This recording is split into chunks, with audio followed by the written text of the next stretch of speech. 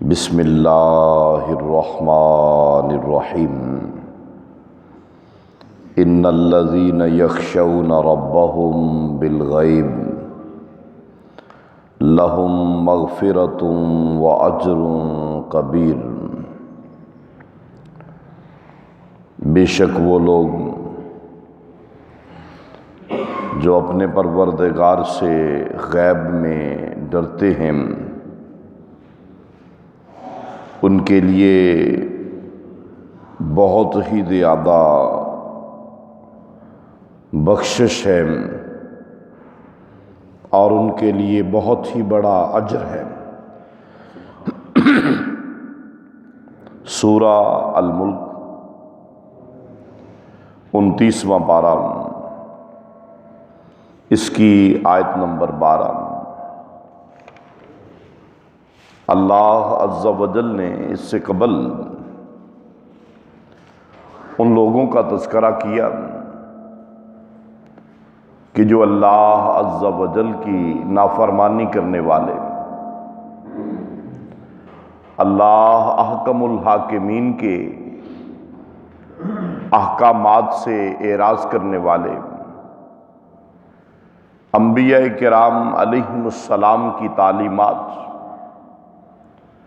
ان سے بے پرواہی برتنے والے، اللہ پاک نے فرمایا کہ میں ایسے لوگوں کو جہنم کی دہکتی ہوئی آگ کے اندر ڈال دوں گا، اور پھر اس کے بعد فرمایا کہ موت کو ذبح کر دیا جائے گا۔ لہذا یہ دنیا کی زندگی، اس دنیا کی زندگی کو اپنی عاقبت و آخرت کی تیاری میں گزارنا چاہیے۔ اور اس کے بعد اللہ ذوالجلال والاکرام نے گویا کہ دین اسلام کے احکامات کی جو ایک بنیاد ہے اس کی طرف جو ہے وہ واضح الفاظ کے اندر اشارہ کیا ہے۔ فرمایا کہ ان الذین یخشون ربهم بالغیب، کہ دنیا کے اندر ایسے لوگ جو اللہ عز و جل سے ڈرتے ہیں حالانکہ انہوں نے اللہ پاک کو دیکھا نہیں ہے، ان کا اتنا پختہ یقین ہے اللہ عز و جل پر کہ ہر لمحہ ان کے دل میں اپنے خالق اور مالک کی اطاعت اور فرما برداری، محبت اور عقیدت کے ساتھ ساتھ نافرمانی سے ڈرنے کا بھی عنصر پایا جاتا ہے۔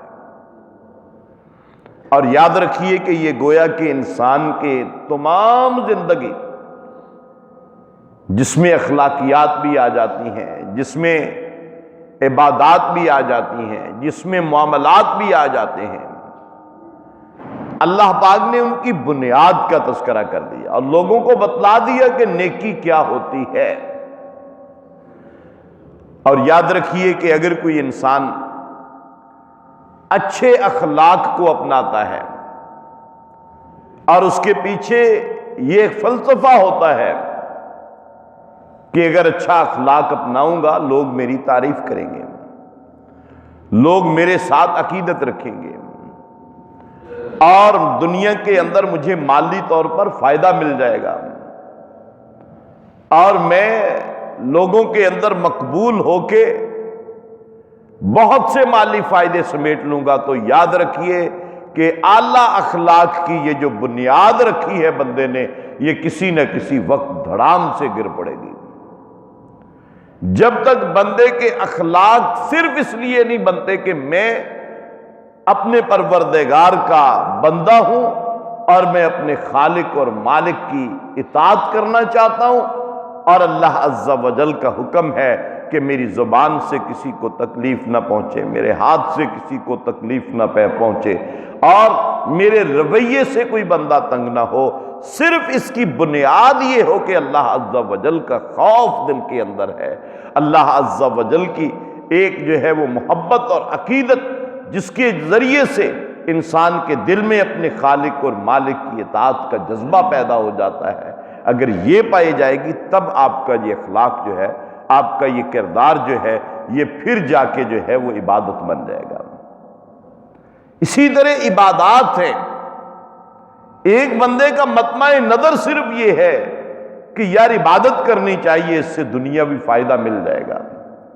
اس سے فلاں چیز مل جائے گی، اس سے فلاں چیز مل جائے گی، اس سے فلاں چیز دنیا کی مل جائے گی، لوگ مجھے اچھا کہیں گے، عبادت گزار کہیں گے۔ نہیں، اگر انسان کے دل کے اندر یہ جذبہ ہونا چاہیے، بنیاد یہ ہونی چاہیے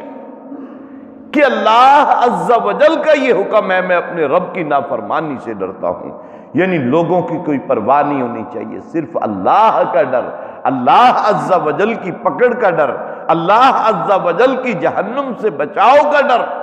یعنی بنیاد یہ ہونی چاہیے۔ باقی اللہ تعالیٰ ربنا آتنا فی الدنیا حسنہ وفی الآخرۃ حسنہ وقنا عذاب النار، یہ چیزیں ممنوع نہیں ہیں۔ اب دنیا طلب کرے اللہ عز و جل سے،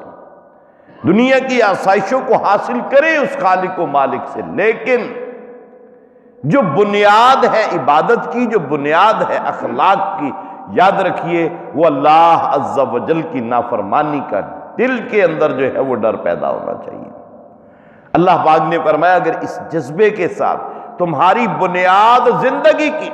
آپ کچھ بھی کرتے ہیں، آپ کے ذہن میں یہ بات ہونی چاہیے کہ میرا رب مجھے دیکھ رہا ہے، میرے خالق اور مالک اللہ عز و جل جو ہے وہ مجھے دیکھ رہے ہیں، میں اپنے پروردگار کی جو ہے وہ نافرمانی نہیں کروں گا، میں اللہ عز و جل کے بھیجے ہوئے انبیاء کرام علیہم السلام کی اطاعت اور فرما برداری کروں گا، اور میں دین اسلام کے مطابق زندگی گزاروں گا، تاکہ میرا اللہ جو مجھے دیکھ رہا ہے ہر وقت، میں اس کو راضی کر لوں، میں اس کی رضا کو حاصل کر لوں، میں اس کی خوشنودی حاصل کر لوں، میں اس کے بتائے ہوئے طریقے پہ چل پڑوں۔ یعنی دل کے اندر جو ہے وہ للہیت پیدا کرنی ہے، ہر عمل کے لیے خلوص للہ پیدا کرنا ہے، دین خالص اللہ کے لیے بن جائے۔ جب بندے کا آنکھ کا جھپکنا اور انسان کا زبان سے کلمات کا نکلنا، رکوع ہے، سجدہ ہے، میٹھی زبان ہے، کوئی بھی عمل ہے، اس کے پیچھے اگر انسان یہ بنا لے کہ میں اپنے رب کو راضی کرنا چاہتا ہوں، اور اگر معمولی سا بھی یہ بات آ گئی کہ لوگ خوش ہو جائیں، لوگ یہ کہیں، لوگ یہ کہیں، تو پھر یاد رکھیے کہ پھر دنیا کے اندر تو ممکن ہے ہمیں ہماری نیت کے مطابق کچھ مل جائے، لیکن یہ بنیادیں جو عبادت کی ہیں، جو اخلاق کی ہیں، جو اچھے کردار کی ہیں، جو اچھے معاشرے کی ہیں، یہ اچانک جو ہے وہ ہل جائیں گی اور دھڑام سے گریں گی، اور بندہ انہی کے نیچے آ کے دب جائے گا۔ یہی چیزیں انسان کے لیے ہلاکت کا باعث بن سکتی ہیں۔ لہذا اپنے دلوں کے اندر خلوص پیدا کیجئے، اپنے دلوں کے اندر اخلاص پیدا کیجئے۔ چھوٹے سے چھوٹا عمل ہے، بڑے سے بڑا عمل ہے، تو پھر یاد رکھیے اس کی بنیاد یہ ہونی چاہیے کہ یہ میرے اللہ کا حکم ہے، میں نے کرنا ہے، یہ میرے رب کا فرمان ہے، میں نے اس پہ عمل کرنا ہے۔ جب بندہ اس نیت سے اپنی زندگی گزارے گا تو پھر اللہ عز و جل بھی اپنے بندے کو ضائع کرنے والے نہیں ہیں، بلکہ اللہ پاک نے فرمایا لہم مغفرۃ واجر کبیر۔ پھر ایسے بندے کے لیے یہ مغفرۃ کا لفظ یہاں پہ نکرہ استعمال کیا گیا، یعنی اللہ تعالیٰ پھر اس بندے کے لیے بے پایاں مغفرت اور بخشش۔ ظاہر بات ہے انسان ہے، غلطیاں تو پھر بھی ہوں گی ہم سے،